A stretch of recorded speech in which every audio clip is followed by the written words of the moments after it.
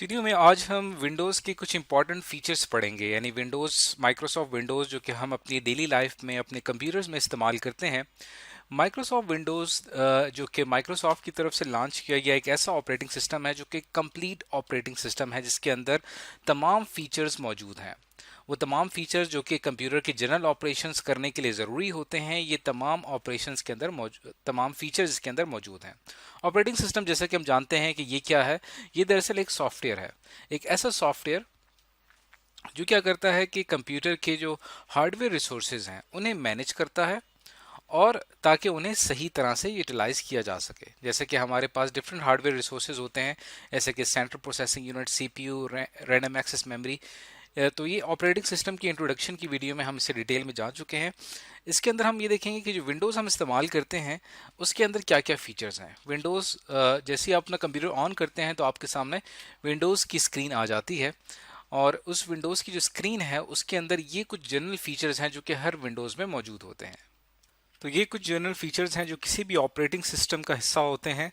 हर operating system जो है वो आप विंडोज़ ऑपरेटिंग सिस्टम जो है वो फैसिलिटी प्रोवाइड करता है मल्टीटास्किंग की, मल्टी प्रोसेसिंग की। इसके साथ साथ ये एक मल्टी यूज़र ऑपरेटिंग सिस्टम है और इसके अंदर प्लग एंड प्ले का ऑप्शन होता है और इसके अंदर डिफरेंट डिवाइसेस कनेक्ट हो सकती हैं इस ऑपरेटिंग सिस्टम के ज़रिए। तो जैसे कि हमने बात की, ये एक सॉफ्टवेयर है जो कि आपको ये तमाम फीचर्स दे रहा है। तो विंडोज़ ऑपरेटिंग सिस्टम जो है इसके अंदर जो लेटेस्ट हमारे पास विंडोज़ मौजूद है वो है विंडोज़ 10। इससे पहले विंडोज़ के और बहुत सारे वर्जन आ चुके हैं, जैसे कि विंडोज़ 7, विंडोज़ एक्सपी। लेकिन यहाँ पे जिन फीचर्स की बात हो रही है ये फीचर्स तकरीबन तमाम विंडोज़ के जो वर्जन्स हैं उनके अंदर मौजूद होते हैं। अब जो स्टार्ट के जो विंडोज़ के वर्जन्स थे उसके अंदर या कुछ थोड़े से वो कमज़ोर थे, उनके अंदर ये तमाम फैसिलिटीज़ मौजूद नहीं थी। लेकिन जो लास्ट 3 हमारे पास विंडोज़ के वर्जन्स आए जैसे कि विंडोज़ 10, विंडोज़ 7 और विंडोज़ एक्सपी, उसके अंदर बहुत ज़्यादा हमारे पास फीचर्स मौजूद हैं। अब अगर हम लेटेस्ट वर्जन की बात करें विंडोज़ 10 की, तो उसका जो इंटरफेस है वो कुछ इस तरह से है। अगर आपने अपने सिस्टम में विंडोज़ 10 इंस्टॉल की हुई है तो उसके अंदर ये तमाम चीज़ें आपको पता होनी चाहिए कि यहाँ पे आपका स्टार्ट मेन्यू होता है, ये आपका सर्च बार है, ये आपका टास्क भी है कि कौन कौन से टास्क आपका ऑपरेटिंग सिस्टम कर रहा है, ये आपका मुकम्मल टास्क बार है जहाँ पे तमाम एप्लीकेशंस मौजूद हैं, यहाँ पे आपके नोटिफिकेशंस आते हैं और ये पूरा विंडोज़ 10 का डेस्कटॉप एरिया है। यहाँ पे आप आइकन सेट करना चाहें रख सकते हैं। तो ये तमाम क्या है, ये तमाम इन्वायरमेंट क्या है, ये जो तमाम इन्वायरमेंट हमें मिल रहा है कंप्यूटर को इस्तेमाल करने का, ये दरअसल हमें ऑपरेटिंग सिस्टम प्रोवाइड कर रहा है। तो अब हम इसके फीचर्स की बात करते हैं, जिन फीचर्स का हमने अभी जिक्र किया था। स्टार्ट करते हैं मल्टीटास्किंग से और समझते हैं कि मल्टीटास्किंग किसे कहते हैं। मल्टीटास्किंग दरअसल एक ऐसा फीचर है विंडोज़ का जिसके अंदर मल्टीपल प्रोग्राम्स एक ही वक्त में लोड हो जाते हैं, एक ही वक्त में लोड होते हैं कंप्यूटर की मेमोरी में। और फिर कंप्यूटर क्या करता है, दो या दो से ज़्यादा प्रोसेसेस को एक वक्त में जो है इन्हें प्रोसेस कर रहा होता है। यानी हमारा जो सीपीयू है उसके अंदर ये कैपेबिलिटी मौजूद है कि वो एक से ज़्यादा प्रोसेसेस को एक ही वक्त में प्रोसेस कर रहा होता है। लेकिन सीपीयू को ये बात समझाना और सीपीयू के तमाम स्केजुलिंग करना, उसका तमाम जो है उसके तमाम रिसोर्सेज को मैनेज करना, उसके लिए एक सॉफ्टवेयर है जो कि हमारा विंडोज़ ऑपरेटिंग सिस्टम है। मिसाल के तौर पे अगर आपने कंप्यूटर में प्रिंटर से कोई डॉक्यूमेंट प्रिंट करवा रहे हैं और इसी दौरान जब आपका डॉक्यूमेंट प्रिंट हो रहा है उसके साथ साथ आप एक दूसरा डॉक्यूमेंट एडिट भी कर रहे हैं, यानी एक ही वक्त में दो काम हो रहे हैं। और इसी तरह आपका डॉक्यूमेंट प्रिंट भी हो रहा है और आप साथ साथ एक डॉक्यूमेंट एडिट भी कर रहे हैं और उसके साथ बैकग्राउंड में एक सॉन्ग भी प्ले हो रहा है। तो तमाम ये टास्क जो हैं ये एक साथ हो रहे हैं, तो इसे ये कहलाती है मल्टीटास्किंग। अब अगर हम इसे इंटरफेस के तौर पे समझने की कोशिश करें, इंटरफेस यानी कि जो विंडोज़ आप इस्तेमाल कर रहे हैं उसके सामने जो आपकी एक मुकम्मल एक व्यू आ रहा होता है, ये दरअसल इंटरफेस कहलाता है। तो यहाँ पे आप देखें कि यहाँ पे एक इंटरफेस दिखाया गया है विंडोज़ 10 का और इसके अंदर देखें कि मल्टीपल प्रोग्राम्स जो हैं वो यहाँ पे रन हो रहे हैं। जैसे कि यहाँ पे एक जगह पे एक एप्लीकेशन रन हो रही है, ब्राउज़र हमारा जो गूगल क्रोम का ब्राउज़र है वो चल रहा है। उसके साथ साथ यहाँ पे विंडोज़ एक्सप्लोरर जो है ये यहाँ दरअसल यहाँ पे ये काम कर रहा है। और इसी तरह अब ये दो अलग-अलग प्रोग्राम है, विंडोज़ एक्सप्लोरर और ब्राउज़र। अब दोनों जो है एक साथ चल रहे हैं, एक साथ वर्कआउट कर रहे हैं, तो ये दरअसल क्या है, मल्टीटास्किंग है। तो ये तमाम एक्सपीरियंसेस आप कर सकते हैं अपने कंप्यूटर के ऊपर, वहाँ पे आप मल्टीपल प्रोग्राम्स एक ही वक्त में चला सकते हैं। तो ये बड़ा ही एक अहम फीचर है मल्टीटास्किंग विंडोज़ ऑपरेटिंग सिस्टम का। इसकी फर्दर डिटेल्स भी अगर आप जानना चाहते हैं तो हमारा जो ऑपरेटिंग सिस्टम का जो वीडियोस हैं वहाँ पे जाके मल्टीटास्किंग पे हमने एक अलग से एक वीडियो बनाई हुई है, और वहाँ पे इसकी डिटेल मौजूद है कि मल्टीटास्किंग किस तरह से करता है एक ऑपरेटिंग सिस्टम। अब बात करते हैं इसके दूसरे फीचर की, जो कहलाता है multi processing. Windows operating system के अंदर ये फैसिलिटी मौजूद है, ये सलाहियत मौजूद है कि वो एक वक्त में दो या दो से ज़्यादा माइक्रो प्रोसेसर की जब मैं यहाँ पे बात करूँगा, इसका मतलब कि यहाँ पे बात किसकी हो रही है, यहाँ पे बात हो रही है सेंट्रल प्रोसेसिंग यूनिट की।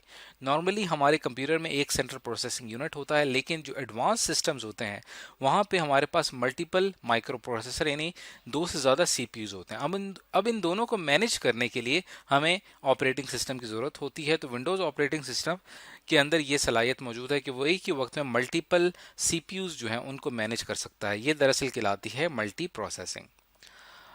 और इसके अगर फर्दर और फीचर की बात की जाए तो ये मल्टी यूज़र ऑपरेटिंग सिस्टम है, यानी मल्टीपल यूज़र जो हैं वो सेम कंप्यूटर इस्तेमाल कर रहे हैं, मुख्तलिफ अकाउंट्स उनके आप बना सकते हैं अपने कंप्यूटर पे।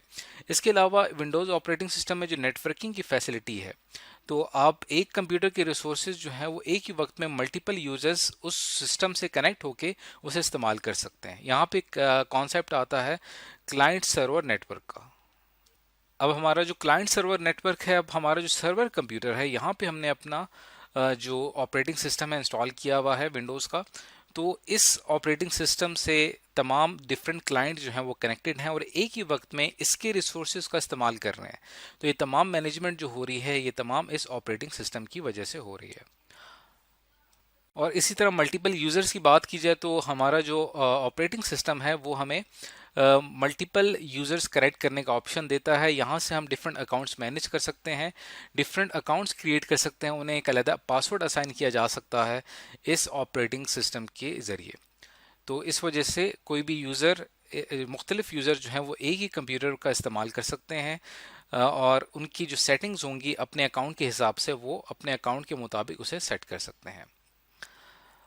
इसकी मज़ीद अगर उसकी बात की जाए तो इसके अंदर ऑप्शन आता है प्लग एंड प्ले का। प्लग एंड प्ले का मतलब क्या है कि कोई भी हार्डवेयर डिवाइस आपने अपने कंप्यूटर के साथ कनेक्ट की है, और वो हार्डवेयर डिवाइस जो है नॉर्मली इससे पहले जो ऑपरेटिंग सिस्टम हुआ करते थे, जैसे कि हमारे पास विंडोज़ एक्सपी से पहले विंडोज़ 98 एक ऑपरेटिंग सिस्टम हुआ करता था। वहाँ पे विंडोज़ का जो ये ऑपरेटिंग सिस्टम था, इसके अंदर ही प्लग एंड प्ले की फैसिलिटी मौजूद नहीं थी। जो भी हार्डवेयर डिवाइस आप इस्तेमाल करना चाहते हैं, पहले आपको क्या करना पड़ता था, उसका ड्राइवर इंस्टॉल करना पड़ता था। ड्राइवर एक छोटा सा एक सॉफ्टवेयर होता है जो कि उस हार्डवेयर को मैनेज कर रहा होता है।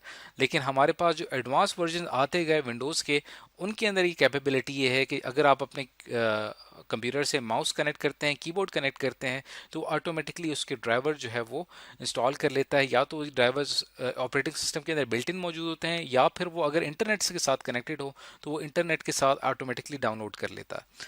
तो ये एक बहुत ही अहम फीचर है विंडोज़ का।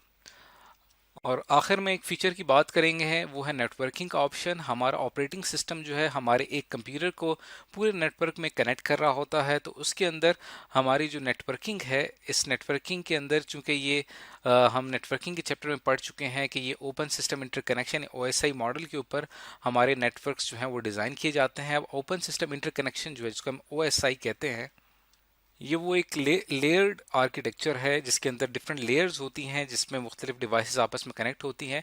तो OSI की जो पहली दो लेयर्स हैं, यानी कि एप्लीकेशन लेयर और प्रेजेंटेशन लेयर, इन दो लेयर्स के ऊपर हमारा ऑपरेटिंग सिस्टम वर्कआउट कर रहा होता है, जिसकी मदद से हमारा डाटा जो है वो, हमारी जो भी मैसेज हम भेजना चाहते हैं एक डिवाइस से दूसरी डिवाइस तक, वो इन दो लेयर से होता हुआ गुजरता है। तो ये जो दो लेयर्स हैं, ये इनको मैनेज कर रहा होता है हमारा ऑपरेटिंग सिस्टम। तो विंडोज़ ऑपरेटिंग सिस्टम के अंदर नेटवर्किंग की फैसिलिटी मौजूद है, और हमारी जो डिवाइसेस हैं वो ना सिर्फ वायर के थ्रू कनेक्ट हो सकती है हमारे नेटवर्क से, बल्कि वायरलेसली भी कनेक्ट हो सकती है हमारे इस विंडोज़ ऑपरेटिंग सिस्टम में। तो आज की इस वीडियो में हमने विंडोज़ ऑपरेटिंग सिस्टम, जो कि हमारी डेली लाइफ का एक बहुत ही लाजमी हिस्सा बन चुका है, उसके डिफरेंट फीचर्स आज हमने पढ़े हैं कि वो डिफरेंट फीचर्स कौन से हैं जो कि एक विंडोज़ ऑपरेटिंग सिस्टम में मौजूद होते हैं।